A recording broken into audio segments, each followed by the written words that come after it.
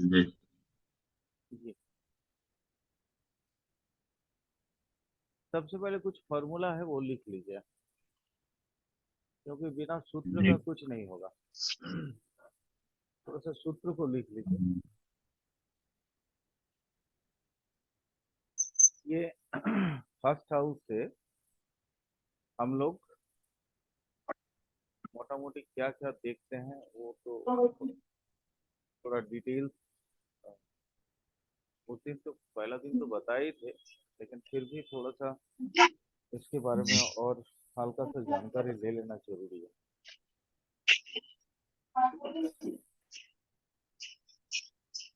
जी।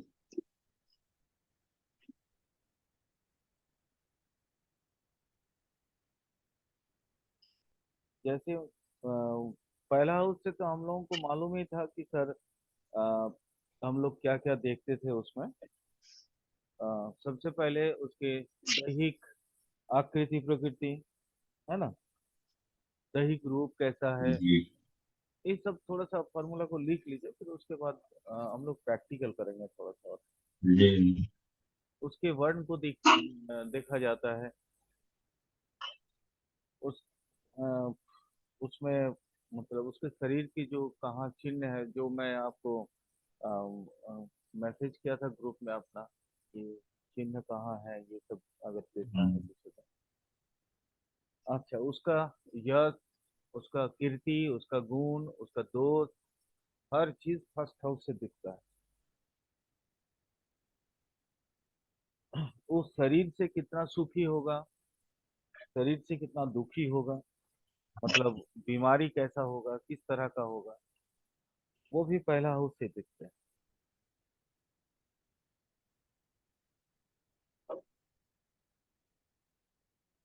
पहला हाउस से उसकी जो शारीरिक एक्चुअल स्थिति, जैसे वो सबल है या निर्बल है, वो भी देखा जाता है। उसके मूल प्रकृति कैसा है वो भी देखा जाता है। उसका चरित्र कैसा है, स्वभाव कैसा है। जी। रोग होने से रोग मुक्ति कितना दिन में होगा, कैसे होगा।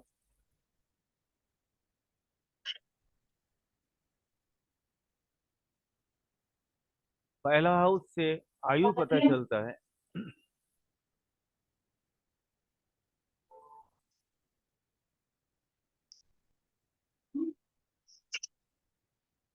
पहला हाउस से आयु का परिमाण पता चलता है कि वो अल्पायु है या मध्यायु है या दीर्घायु है। अल्पायु का मतलब होता है 0 से 33, 33.5 साल, ±3 साल।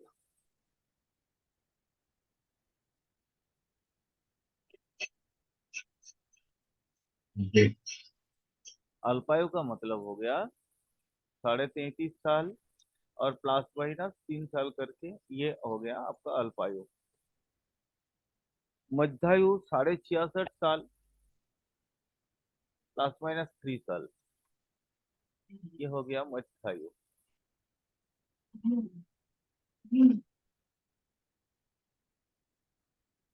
दीर्घायु मतलब 66.5 से ऊपर। ठीक है।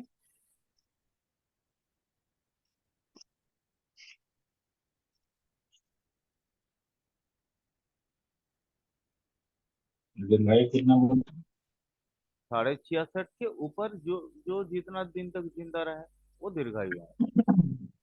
हैं?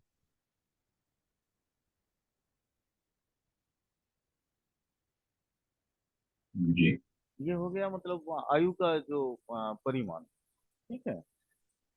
इसके अलावा हम्म। उसके क्या बोलते हैं, प्रशंसा होगी या उसका निंदा होगा, ये सब भी देखा जाता है फर्स्ट हाउस से। यानी मान सम्मान वगैरह कुछ भी। ठीक है। ये सब फर्स्ट हाउस से देखा जाता है।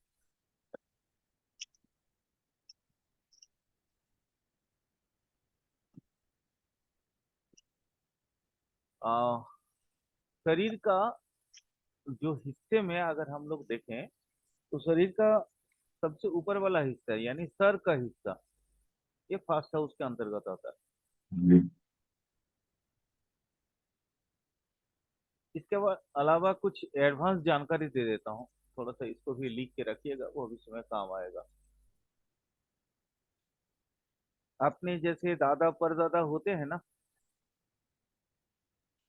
जी तो उनके संपत्ति के बारे में पहला हाउस से पता चलता है।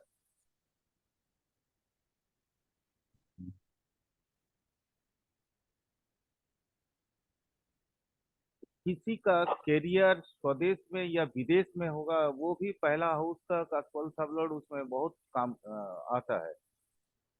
अपने देश में या विदेश में जाके वो उसका करियर तैयार होगा तो क्या होगा, वो उसके लिए भी फास्ट हाउस का फल सब लॉर्ड बहुत हद तक ये रखता है, क्या बोलते हैं उसमें, दखलदारी रखता है।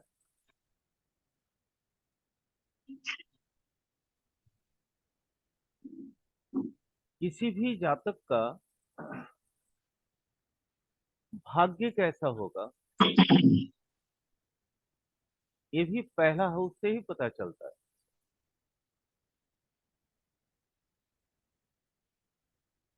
पिछले क्लास में शायद याद होगा आप लोगों को, मैं कुछ हाउस के बारे में बता रहा था, 1 2 3 6 10 11 बोल रहा था ना। जी तो ये मान लीजिए जी अगर सर। अगर लगन जो है मतलब इम्प्रूविंग हाउस में हो तो उसका उन्नति सर्वोत्तम होता है। यहाँ से यही मतलब वो भाग्य का कारक वगैरह बन जाता है। ठीक है।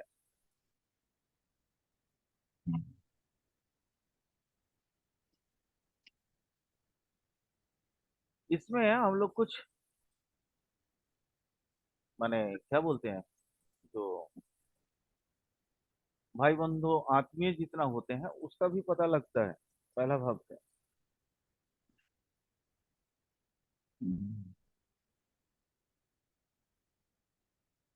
पहला भाव से पता चलता है, जैसे माने नाना नानी वगैरह इनके बारे में।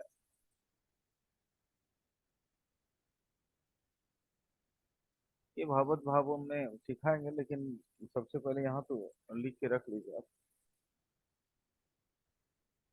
जी आपके ससुराल में जो दीदा सासुरी होते हैं, दीदा सास, उसको क्या बोलते हैं, अरे मतलब जो आपके मिसेस का जैसे ये हो गया क्या, अरे माने मिसेस का अ, बाबा माँ, मतलब इस तरह का बोलते हैं ना आप लोग। बड़े। नहीं मतलब जैसे हाँ, आपके, बाबा होता है, दादी होता है। हाँ तो वही दादी, दादी सासुरी, दादी सासुरी। तो आपके हम्म, आपके ससुराल के, दादी ससुराल सास के, पे बोलते हैं। हाँ दादी सास, ठीक, सही बोला। हम्म, तो दादी सास के बारे में पता चलता है।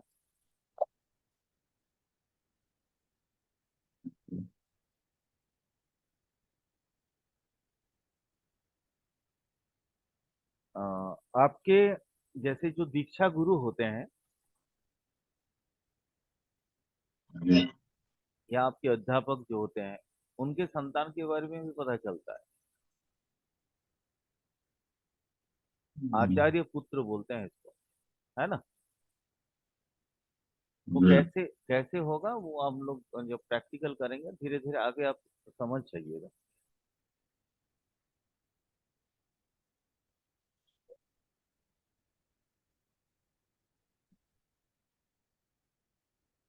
तो इतने सारे चीज में हम लोग आकृति प्रकृति ऑलरेडी पढ़ चुके हैं, आकृति प्रकृति कैसे होता जी है ना। आज हम लोग हम्म, थोड़ा सा देखेंगे, जी थोड़ा सा देखेंगे कि हम लोग आयु कैसे देखा जाता है। कुछ इसमें फॉर्मूला है, थोड़ा लिख लीजिए। हम्म,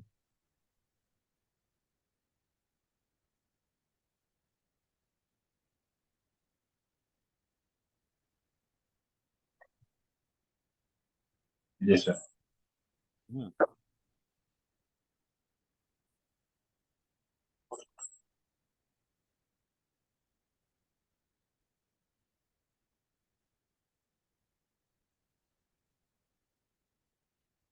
कुछ जो हमारे वैदिक का फॉर्मूला है, थोड़ा सा वो भी अ,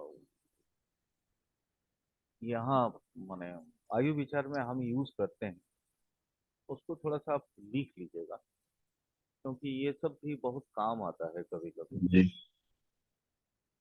जैसे मैंने आपको शॉर्ट लाइफ के बारे में बताया था ना, अल्पायु, हम्म।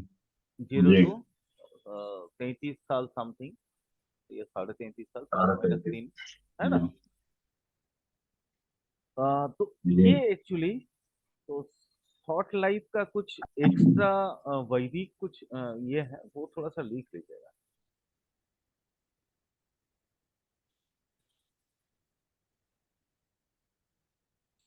अगर चंद्रमा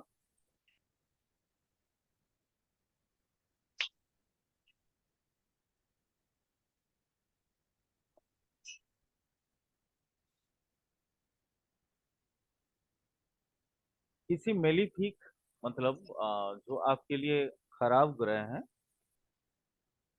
ये इसके साथ अगर जुति बनाए, जुति मतलब एक साथ है 3 डिग्री 20 मिनट या 8 डिग्री के अंदर, 6 डिग्री के अंदर, इस तरह का वो अलग अलग जगह पे अलग अलग माना जाता है, उसके बारे में हम लोग बाद में डिस्कस करेंगे। आप सिर्फ लिख लीजिए ज्योति, ठीक है। चंद्रमा अगर मेलिफिक के साथ ज्योति बनाया हुआ हो,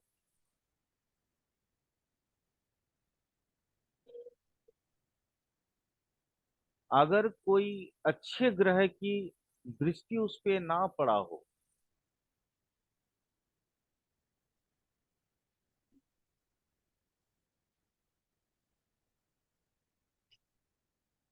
लग्न में और सप्तम भाव में,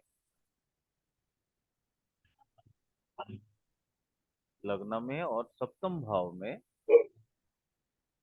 अगर कोई मेलिफिक ग्रह पड़ा हो, तो शॉर्ट लाइफ की शिकायत होती है।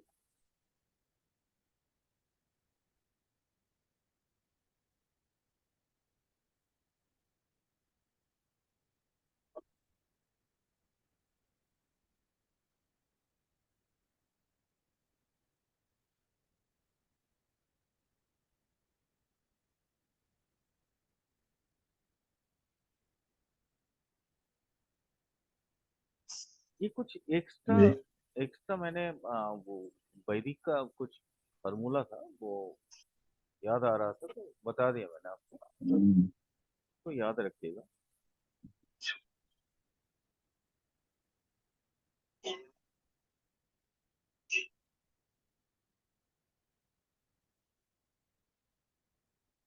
चलिए, अब कृष्ण मूर्ति पद्धति का कुछ फॉर्मूला लिख लीजिए।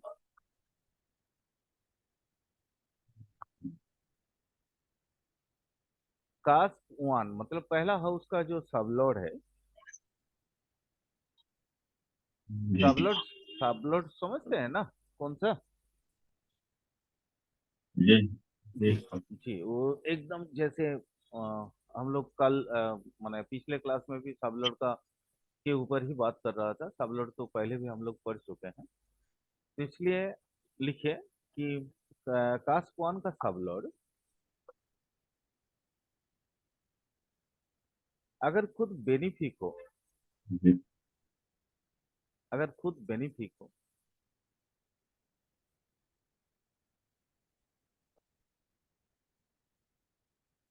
और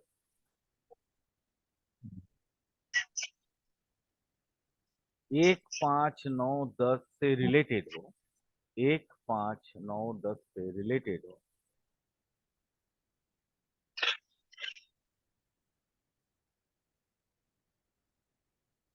खास करके 1 5 9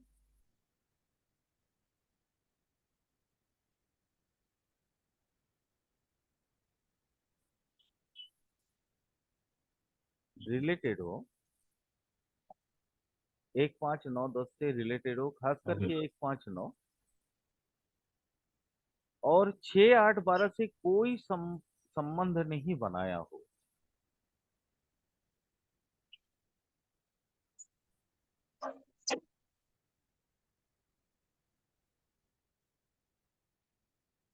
तो उसका लाइफ स्पेन जनरली देखने का दरकार ही नहीं होता है। हम लोग बोल देते हैं कि ये उच्चायु है, यानी दीर्घायु है।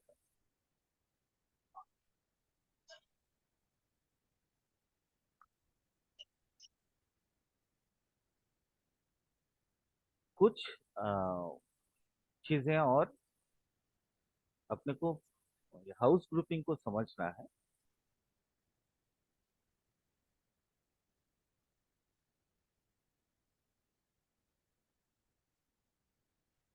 अब हम लोग देखते हैं आयु होता कैसे है। ना, कास्प 1 का सब लॉर्ड 1, 8, 3 से 1, 8, 3 अगर सिग्निफाई करता हो, दिखाता हो, या उसके सिग्निफिकेटर बनता हो, तो अच्छा आयु का ये मान है।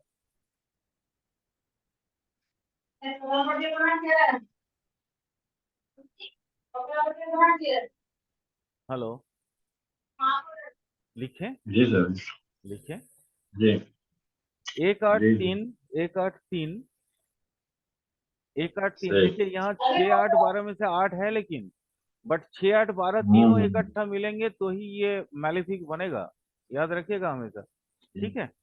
जी। 1, 8, 3 तो इसका आयु को बढ़ाने वाला होता है। हम्म। अब फॉर्मूला है, मतलब वो अष्टम स्थान में अगर शनि है तो वो बहुत लंबा आयु मिलता है। ये वैदिक में एक फॉर्मूला है। ठीक है। हम्म। तो और साथ में 5, 9 से अगर कनेक्टेड हो, 1, 8, 3 हो, 1, 8, 3 से मतलब वो तो 1, 8, 3 का सिग्निफाई करेगा ही करेगा, सिग्निफिकेटर बनेगा। और साथ में 5 और 9 भी दिखाता हो, तो आप एक एकदम से समझ लीजिए ये दीर्घायु का है। अब वहां से आपको घटाना पड़ेगा। कैसे? वो घटाने के लिए क्या क्या घटाना है वो अब हम लोग जानेंगे।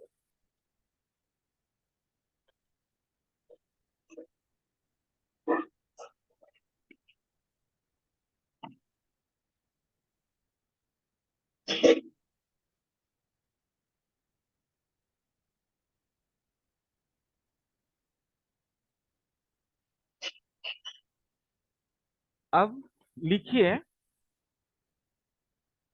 यहाँ पे अब दो नया टर्म आपको सुनने को मिलेगा। एक है मारक और दूसरा है बाधक।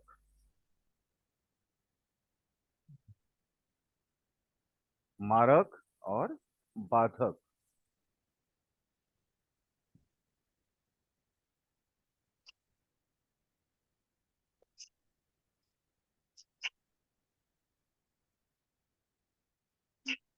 जी सर। अब इसीलिए हम लोग शुरू से ही माने कैजुअली धीरे धीरे आना चाह रहा था, लेकिन फिर भी कोई बात नहीं। अ, मैंने क्या बोला, 8वां हाउस जो है, 8वां कास्ट को आयु का मुख्य कास्ट भी माना जाता है ना। तो उसको लॉन्जिविटी भी बोलते हैं। लॉन्जिविटी देखने के लिए सिर्फ हम पहला हाउस ही नहीं देखेंगे, 8वां हाउस को भी देखेंगे।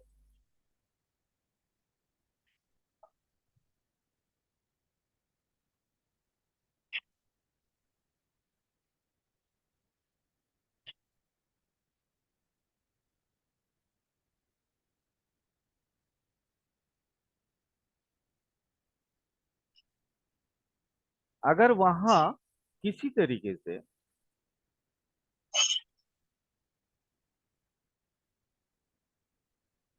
कोई मैलिफिक दृष्टि ना हो, या मैलिफिक ग्रह के साथ जो संपर्क ना बने,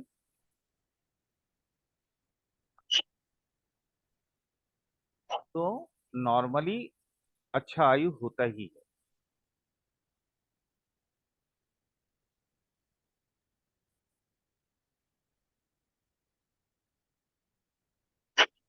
ठीक है, तो अब हम लोग जानेंगे मारक। मारक मतलब होता है दूसरा और सातवां जगह। ठीक है, 2 और 7 जो है ये मारक हाउस है।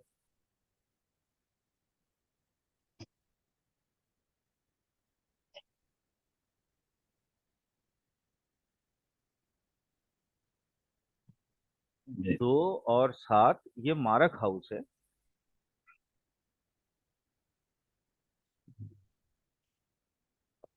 12वां घर मोक्ष दिखाता है।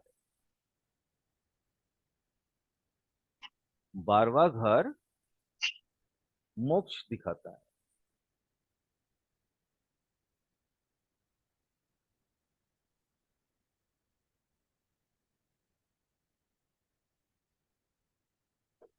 कृ- कृष्णमूर्ति पद्धति में एक सूत्र चलता है कि हर हाउस का 12वां हाउस उस अगला हाउस का मान को नष्ट करता है या नेगेशन करता है।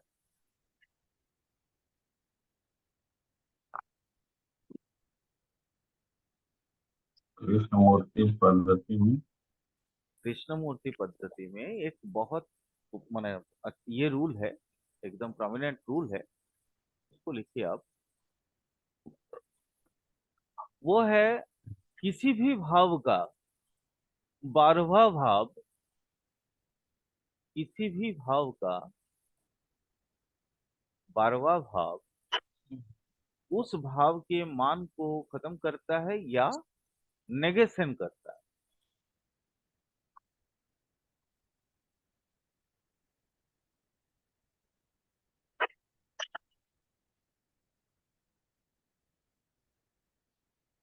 नेगेशन करता है। तो सर हमारा प्राइम हाउस क्या क्या था आयु देखने के लिए? 1, 8 और 3, है ना? जी। तो जी। 8 का 12वां हाउस कौन सा होगा? 7वां होगा। जैसे 1 का 12वां जी। हाउस 12वां हाउस हुआ, तो वैसे ही अगर हम देखेंगे तो 8 का 12वां हाउस मतलब जस्ट उसका पीछे वाला हाउस, यानी 7वां हो गया। ठीक है, जी। तो 7वां इसलिए मारक हाउस है। जी। जी। बालक। हम्म।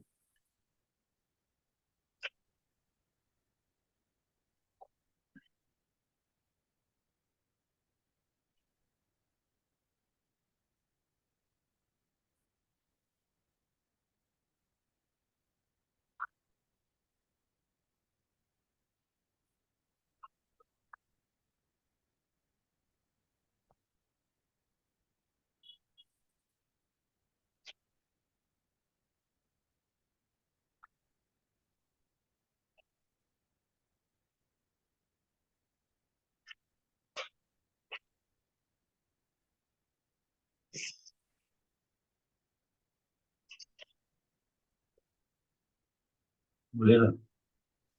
हो गया क्लियर? तो सर जी। अब मान लीजिए एक क्या बोलते हैं, हम लोग 1, 8, 3 देख रहे थे। तो अब मैंने जैसे बोला कि 12वां हाउस जो है मोक्ष स्थान है। तो मोक्ष स्थान क्यों है? क्योंकि वो 1 का 12वां, एक मतलब कोई भी जो जातक है और वो मोक्ष मतलब स्वर्ग में चला गया, तो यानी कहाँ वो 12वां हाउस हो गया, है ना? अब यहाँ देखिए, 8वां हाउस को हम लोग प्राइम हाउस माने हैं। तो 8वां से दूसरा कौन सा हाउस आ रहा है? जी। 1, 2, 3, 4, 5, 6, 7, है ना? 8 जो है, 8 को भी प्राइम हाउस माना गया जी। है। तो 8 का जो 7वां होगा वो कौन सा होगा? 1, 2, 3, 4, 5, 6, 7 दूसरा हाउस है ना? 3 का नेगेशन भी करता है 2। जी। इसलिए 2 और 7 को मारक स्थान बोला गया। ठीक है सर। जी सर। बाधक,